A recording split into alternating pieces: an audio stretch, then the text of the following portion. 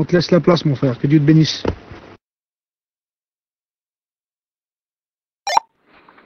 Voilà, bonsoir à tous.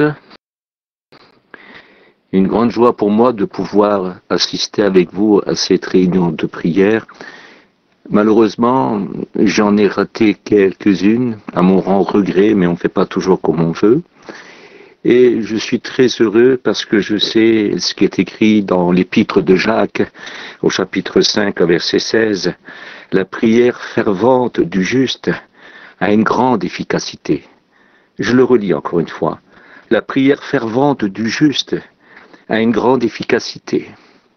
Et nous savons très bien que tous ceux qui sont justes, ce sont ceux qui ont été rendus justes. Notre justice, à nous le savons tous, c'est une grâce. C'est la grâce de Dieu qui nous a justifiés parce que nous avons tous été lavés par le sang précieux de Jésus-Christ. Et c'est par ce moyen-là que nous sommes trouvés justes et dignes, même de l'appeler Père et d'être appelés par lui Fils. Et voyez-vous, en lisant dans la parole de Dieu, hier j'ai pensé, sachant que je devais prêcher aujourd'hui, je voudrais vous parler de quelqu'un qui était juste. Bien sûr, c'est un homme qui vivait dans l'Ancien Testament, mais néanmoins, il avait mis toute sa confiance dans les promesses de Dieu. Il avait mis toutes ses confiances à un règne éternel, d'une domination sans fin, d'un règne qui devait bénir toutes les nations. Et il avait justement mis toute sa confiance dans ce règne-là. Et j'aimerais vous parler, bien sûr, je pense que vous l'avez tous déjà réalisé et compris, il s'agit de Ézéchias. Ézéchias, c'est un très très beau nom, parce que Ézéchias, ça signifie, écoutez, Dieu est ma force, ou Dieu fortifie, ou Dieu a fortifié. C'est-à-dire que le juste, il a une particularité, c'est que sa force pour être juste est une force de justice. Il a une force pour demeurer juste. Il a eu cette force pour devenir juste, mais il a aussi cette force pour devenir juste. Selon est écrit, par exemple, dans Éphésiens 2:10, que nous sommes l'ouvrage de Dieu, créé en Jésus-Christ pour accomplir des bonnes œuvres qu'il a lui-même préparées d'avance, afin que nous les accomplissions. Alors nous avons un grand désir ce soir, vous l'avez très bien compris, nous avons envie plus que jamais d'être trouvés justes aux yeux du Maître. Et nous savons très bien que c'est une grâce, on le sait très bien. Mais nous voulons demeurer sous la grâce. Nous voulons demeurer sous la grâce.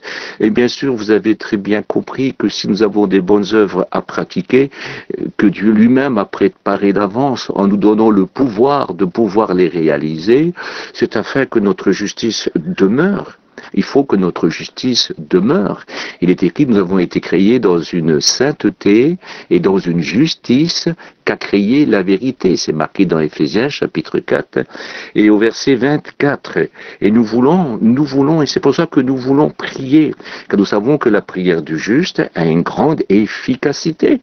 Dieu écoute le juste. Écoutez, s'il est prêt à écouter l'injuste qui se repent, imaginez le juste qui s'est repenti et qui a été pardonné, à plus forte raison quand nous étions des étrangers mais de Dieu, mais voyons notre repentance, notre sincérité, notre foi qu'on plaçait dans le Seigneur, nous avons été pardonnés et justifiés, à plus forte raison maintenant que nous avons été sauvés par lui, notre prière est d'une grande efficacité, si bien qu'on peut prier pour tout le monde, il prie même pour toute la terre. Mais j'aimerais quand même vous parler un petit peu, bien sûr, de Ézéchias, afin que nous réalisons. Dans le deuxième livre des rois, au chapitre 18, à partir du verset 1, il est écrit qu'il avait 25 ans, quand il devint roi. Et il fit ce qui est droit aux yeux de l'Éternel, entièrement comme l'avait fait David, son ancêtre. Je recommence. Donc Ézéchias avait 25 ans quand il devint roi. Il fit ce qui est droit aux yeux de l'Éternel entièrement, comme l'avait fait David, son ancêtre. Quand nous lisons dans la parole de Dieu, au chapitre 17, dans le dernier verset, quand nous lisons un petit peu au chapitre 17, nous voyons le père d'Ézéchias qui s'appelait Ahaz, qui était roi, bien sûr, du royaume de Juda, et il fit mal aux yeux de Dieu. Ce fut un très mauvais roi qui ne craignait pas Dieu et qui faisait du mal. Mais Ézéchias, non. Il est jeune, il a 25 ans. Écoutez, il est élevé par un père impie. Parce que impie, c'est le contraire de quelqu'un qui est pieux. Et quelqu'un qui est pieux, c'est quelqu'un qui cherche toujours à faire ce qui est bien pour Dieu. C'est ça, être pieux. Mais son père était un impie. Il n'a pas eu le témoignage, il n'a pas grandi, écoutez, dans une famille chrétienne. Allez, faisons ça. Mais néanmoins, écoutez, il a une crainte de Dieu, il a de l'amour pour Dieu, et il a de la foi en Dieu. Il va se mettre au travail aussitôt. Comme il est roi, il se met au travail. Une des choses qu'il fait, il va détruire les poteaux d'Achéra. Les poteaux d'Achéra représentent deux idoles qui sont un couple qu'on appelle Baal et Astarté.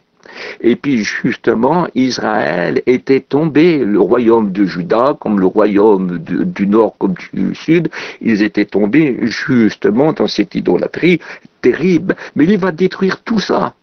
Il va détruire tous ces prêtres qui travaillent à ça, écoutez, tous les autels qui sont dressés, il les détruit tous, il va même jusqu'à détruire le serpent d'airain.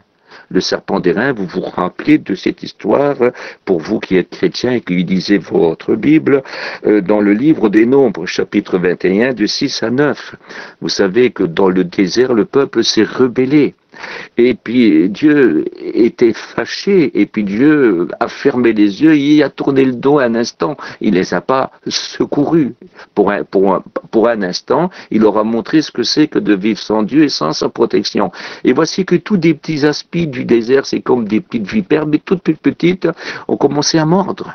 Et tous ceux qui ont été mordus par ces vipères-là, eh bien, écoutez, c'était un poison et ils étaient obligés de mourir. Mais voici que Moïse intercède, il se met à prier et Dieu dit à Moïse, écoute, fais-toi vite un serpent d'airain, c'est-à-dire avec un morceau d'airain, ils vont le faire fondre en vitesse, ils vont tailler comme un serpent, ils vont le mettre sur une perche, ils vont l'élever en hauteur et tous ceux qui avaient été mordus, qui regardaient à ce serpent-là. Parce que Moïse leur dit, écoutez, si vous croyez en regardant que Dieu vous pardonne et que vous ne mourrez pas, que le venin de ce serpent n'aura pas de pouvoir sur vous, c'est-à-dire que votre péché n'aura pas de conséquences sur vous. Donc on sait très bien que le salaire du péché, c'est la mort. Et tous ceux qui croyaient regardaient. Ils croyaient, mettaient leur confiance, et voici, ils étaient donc guéris instantanément. Mais il s'est passé une chose, c'est que les temps ont passé, même des siècles ont passé, et ce serpent d'airain, bien sûr, c'était gardé dans les archives. Et il s'est passé que beaucoup ont commencé à l'idolâtrer, à le prier carrément, à le prier.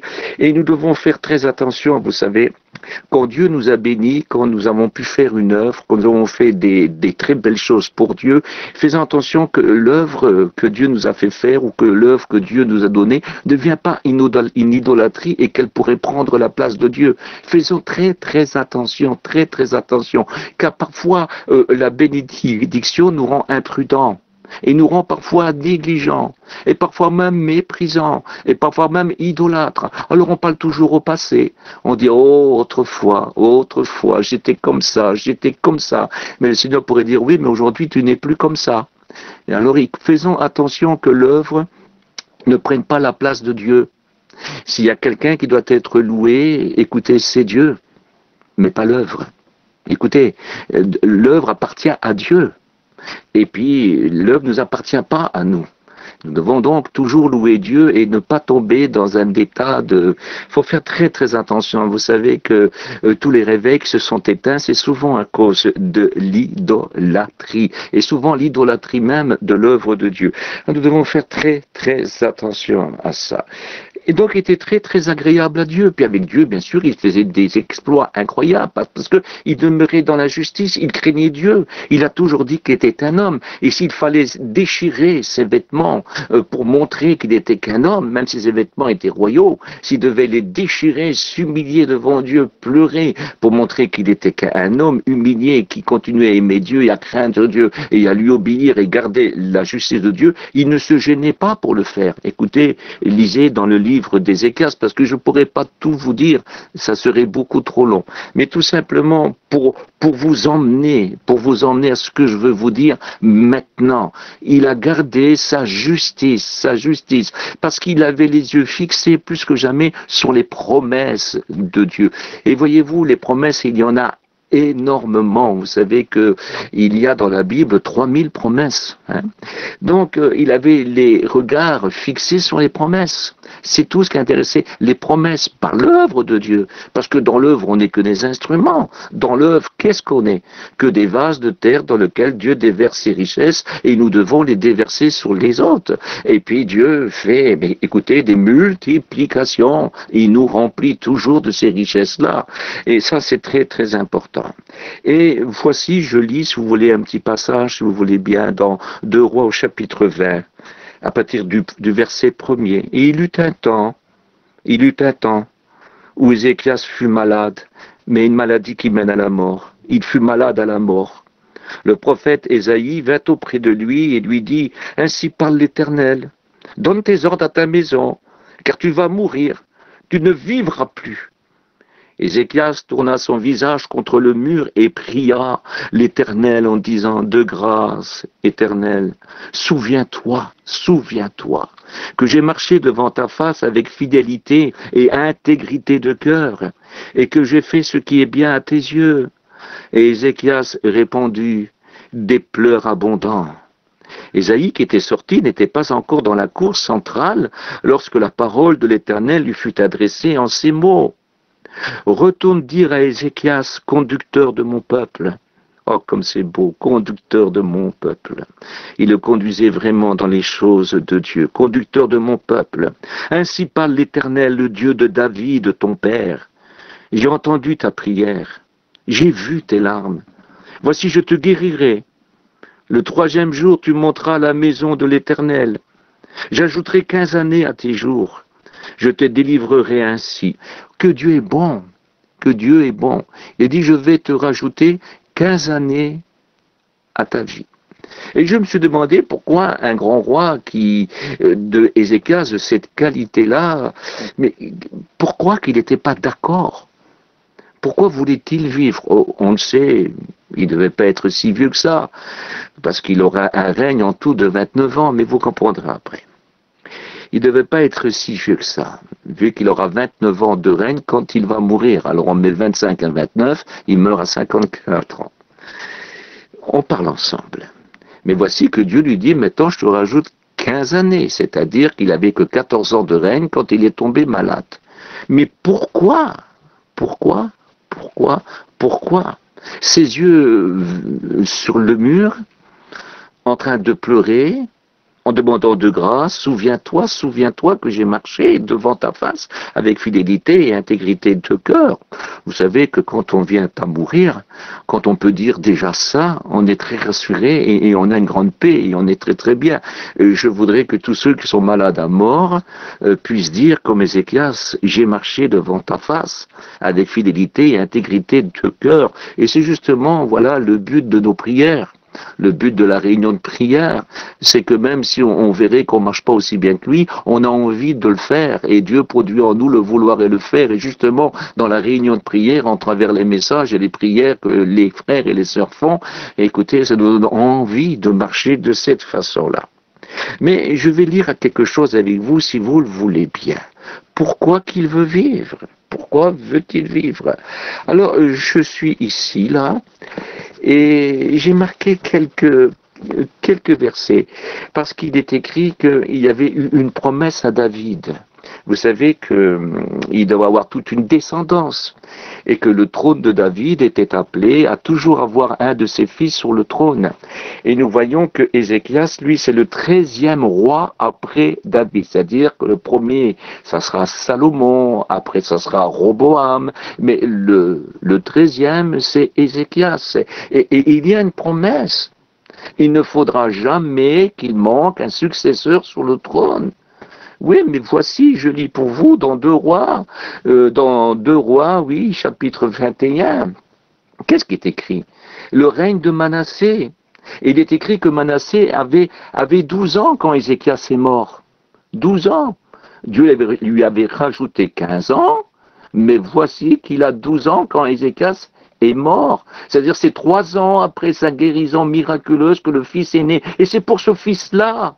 C'est pour ce fils-là. J'ai marché devant toi. J'ai fait ta volonté. Tu as promis un trône. Ce trône est pour toujours. Ça sera même le trône du Messie dont toutes les nations tourneront les regards vers lui. Ça sera le grand roi de toute la terre un jour qui s'assiera sur le trône de David. Alors il ne comprend pas. Quand son fils meurt, quand il meurt et que son fils a 12 ans, il ne demande pas de vivre plus. Pourtant son fils n'a que 12 ans. Il n'a pas l'âge d'être un roi, mais il est là. La promesse est réalisée. Écoutez, il était marié depuis 14 ans quand il est tombé malade. Et puis il était roi depuis 14 ans, peut-être même marié avant. Et puis il n'a pas de fils. Mais Dieu le guérit, donc de la maladie mortelle qu'il avait, qu'il devait mourir. Je ne sais pas quelle est cette maladie-là. Et c'est seulement 3 ans après sa guérison miraculeuse que son fils naît. Et même qu'il a 12 ans, la promesse est faite. La promesse est accomplie. Et voyez-vous, je voudrais vous dire, nous vivons pour une promesse, nous. Est-ce que vous vivez pour une promesse? Parce que moi, je vis pour une promesse. L'enlèvement de l'Église. Je vis pour le royaume des cieux. Je vis pour voir mon Père qui est dans les cieux. Je vis pour le voir et l'adorer. Je vis pour suivre Jésus aux sources des eaux vives, des eaux de la vie. Je vis pour m'asseoir à côté de lui. Je vis pour les voir et les adorer. Voilà, je vis, c'est mon espérance. C'est mon espérance. Avez-vous cette espérance-là? Vous savez que bien souvent, quand je comprends, quand il est écrit, réjouissez-vous toujours dans le Seigneur. Bien sûr qu'on doit s'approcher du trône de la grâce, obtenir miséricorde si nous avons besoin et être secourus dans tous nos besoins. Bien sûr, c'est sûr. Et priez, priez. Mais réjouissez-vous toujours. Réjouissez-vous sans cesse. Même quand vous êtes dans le besoin, réjouissez-vous sans cesse. Réjouissez-vous que vous êtes sauvés. Réjouissez-vous que vos âmes soient sauvées. Louez le Seigneur de vous avoir sauvés. Parce que c'était la preuve la plus belle, c'est la plus belle de toutes les promesses. Jésus viendra prendre son Église. Et l'Église, ce sont les hommes et les femmes dans le sang précieux du Maître béni, qui sortit de tout son corps et qui a coulé le long de la croix et sur la terre des hommes, afin de purifier tous les hommes qui croiraient en lui. Et tous ces injustes, malades de leur injustice, malades de leur péché, malades de leur orgueil, ce sang-là les lave et les rend dignes de Dieu, même dignes d'être appelés enfants de Dieu, parce que tous ceux que Jésus a pardonnés, il leur donne le pouvoir de devenir enfants de Dieu. Et voici que Dieu les appelle pères, et Dieu leur donne de son esprit, et qui leur rappelle qu'ils sont fils de Dieu, qu'ils sont enfants de Dieu, et qu'ils sont sauvés. Écoutez, je ne voudrais pas vous tenir longtemps, parce que ce qui compte, c'est la prière. Et n'oubliez jamais, la prière fervente du juste a une grande efficacité. Oh, que Dieu soit béni. Un jour, quand on aura le temps, il y a beaucoup de choses à dire sur Ézéchias. Ce fut un grand serviteur de Dieu. Mais ce que nous voulons retenir ici, c'est pas ses exploits, c'est sa fidélité dans la foi, dans la promesse de Dieu. Croyez en Dieu, priez de bon cœur, et réjouissez-vous.